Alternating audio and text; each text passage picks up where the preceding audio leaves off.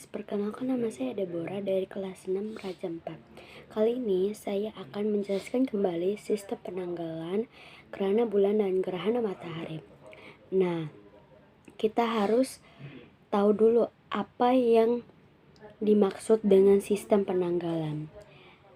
Menurut Susiknan Ashari, kalender adalah sistem pengorganisasian satuan-satuan waktu untuk tujuan penandaan serta perhitungan waktu dalam jangka yang panjang. Nah, di sini juga yaitu kita harus kan sistem penanggalan kan sistem penanggalan itu dibagi dua, ada yang namanya sistem penanggalan Masehi dan sistem penanggalan Hijriah. Nah, kita bakal ngebahas dulu yang namanya apa sih kalender Hijriah. Kalender Hijriah berpatokan pada perhitungan tanggal yang didasarkan pada peredaran bulan terhadap bumi. Nah, di sini juga sedangkan kalender Masehi adalah perhitungan tanggalnya berpedoman pada pergerakan matahari terhadap bumi. Nah, kita juga harus tahu bagaimana sih sistem penanggalan sistem perhitungan tanggalnya. Nah, kalender Masehi menggunakan sistem penanggalan yang didasarkan pada peredaran bumi mengitari matahari. Next. Nah, kita sekarang masuk ke apa sih yang dimaksud dengan sistem penanggalan Hijriah. Penanggalan Islam atau yang disebut dengan penanggalan Hijriah dimulai sejak zaman pemerintahan Khalifah Umar bin Khattab. Nah, sekarang kita bakal jelasin apa yang dimaksud dengan sistem penanggalan Masehi. Tadi kan sistem penanggalan Hijriah sudah. Sekarang kita bakal lebih membahas apa sih yang dimaksud dengan sistem penanggalan Masehi.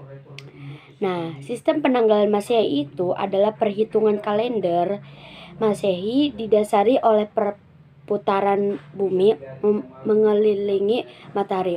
Nah, pasti kalian sudah tahu dong apa sih yang namanya revolusi. Itu yang dimaksud dengan perputaran bumi mengelilingi matahari. Jadi itu yang dinamakan atau yang bisa disebut dengan revolusi. Nah, sekarang kita bakal menjelaskan gerhana bulan. Nah, gerhana bulan ini terjadi pada fase bulan purnama. Pasti kalian sudah mendengar dong bulan purnama itu apa? Ketika bumi berada tepat di antara bulan dan matahari dan bayangan bumi jatuh ke permukaan bulan, bayangan tersebut kemudian meredupkan bulan dan terkadang mengubah permukaannya menjadi merah mencolok selama beberapa jam. Nah, bagaimana sih proses terjadinya gerhana bulan? Nah, saya bakal menjelaskannya. Proses ini terjadi karena bayangan bumi yang ditembakkan ke bulan. Ada dua tahap dalam gerhana bulan, yaitu gerhana bulan sebagian, ketika hanya sebagian kecil bulan berada dalam bayangan bumi, menyebabkan penumbra. Gerhana bulan total dan kedua gerhana bulan total. Ketika seluruh bulan berada dalam bayangan bumi, menciptakan gerhana bulan total. Nah, itulah bagaimana proses terjadinya gerhana bulan. Dan kita bakal lanjut yang dinamakan kita juga harus tahu apa sih yang dimaksud dengan gerhana. Gerhana merupakan salah satu fenomena alam yang cukup menarik karena fenomena ini melibatkan benda-benda langit yang ada di tata surya. Istilah gerhana sendiri adalah gambaran proses terjadinya pergerakan benda langit ke dalam sebuah bayangan. Bayangan benda langit lainnya membuatnya tertutup. Dan itu yang dimaksud dengan apa sih? Yang dimaksud dengan gerhana.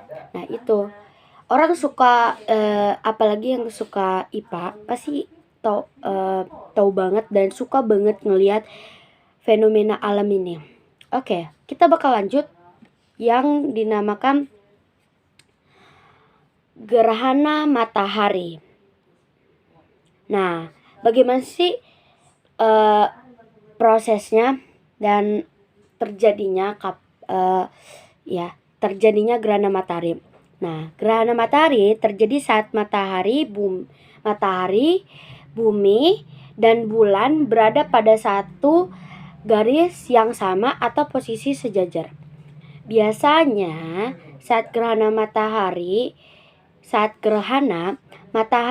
terlihat gelap sebagian atau seluruhnya saat dilihat dari bumi.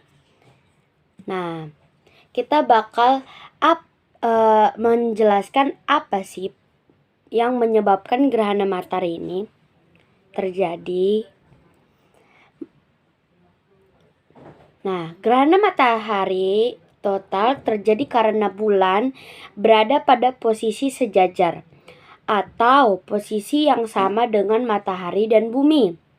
Gerhana matahari hanya terjadi sesekali karena bulan tidak mengorbit pada bidang yang sama seperti matahari dan bumi.